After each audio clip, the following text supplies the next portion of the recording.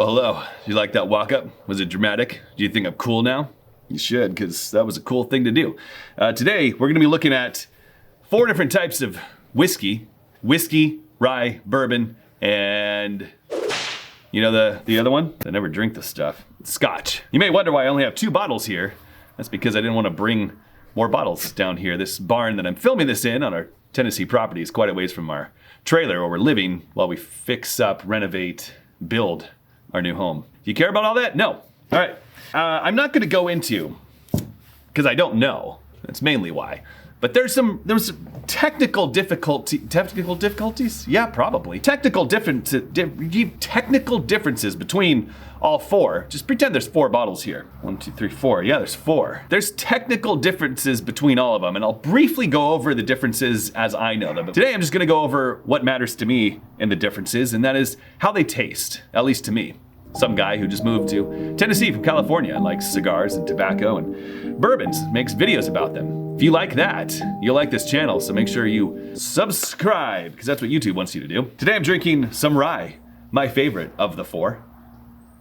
I think it's important to start this video with my favorites of the 4.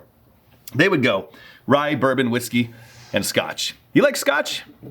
If you do, let me know why. Okay, so I've had all 4.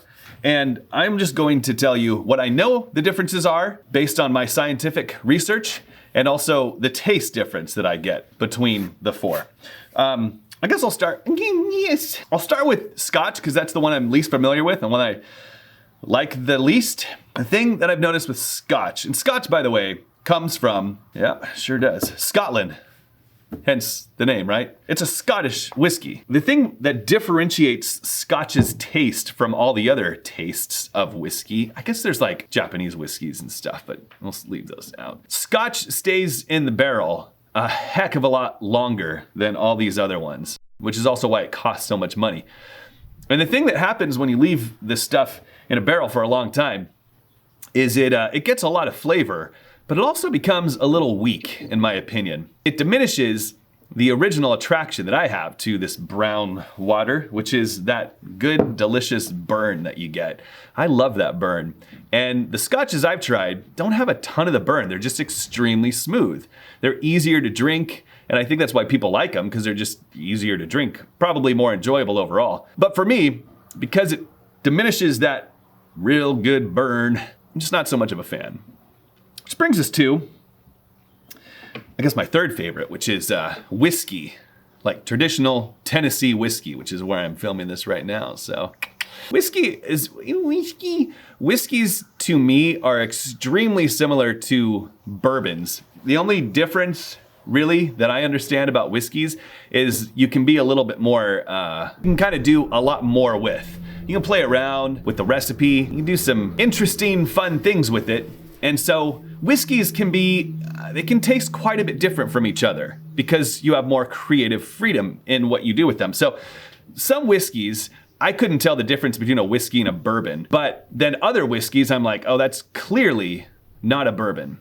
So that's why, for me, brings me to, why am I pointing? Hello. Oh, you know what I just realized? This is side tangent. It doesn't matter.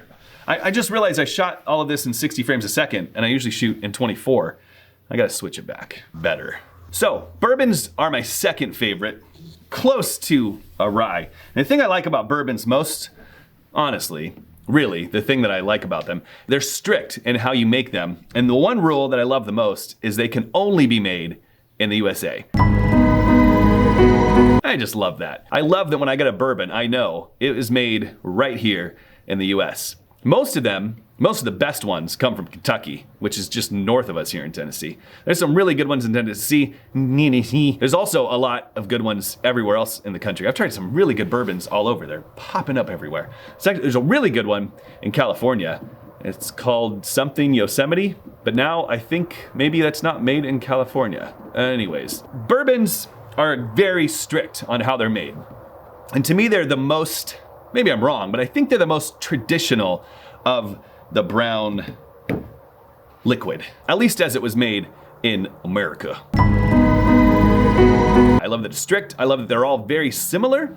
It's kind of like, I guess, Formula One racing maybe, where you can change a little bit about the car, but there's strict rules in place to keep them similar. And so when you try a bourbon, you know that it's made very similarly to other bourbons. It's just, you gotta get creative, I guess. The distillers have to be creative in like the barrel types they use and how long they keep it in the barrel and what their exact, I don't know what they do. That doesn't bring me anywhere. But my favorite of all, and this is a recent change for me, is rye. Ryes have a lot more of that punch you in the face ness to them. Like there's some bourbons you try that have been aged for a long time and they're expensive. They're pretty dang smooth. They're borderline Scotch smooth, which is good sometimes, but like I said, I love the spice and the boldness and that burn you kind of flavor. And the ryes always have that to me. They have that extra poke in the back of your throat, which I just like. I like to be poked in the back of my throat. What the heck does that mean? What I mean is the spiciness of, you know what I'm talking about? So there's lots of technical differences between all. I don't know why I keep pointing to these. These are both ryes. This is George Dickel. This is infused spirits. I know there's a lot of technical differences, but those are really boring to me. I don't really care.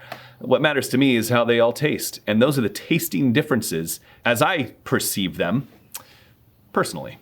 Hope that's helpful to you. If it is, make sure you thumbs up the video, comment, share it. Subscribe to the channel. What else can you do? What else can you do for me? Oh yeah, you can give me your money through Patreon. That's good.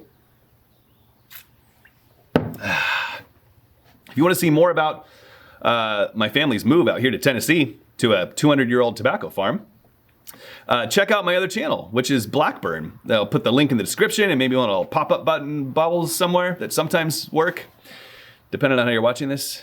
I'm trying to grow that channel quickly.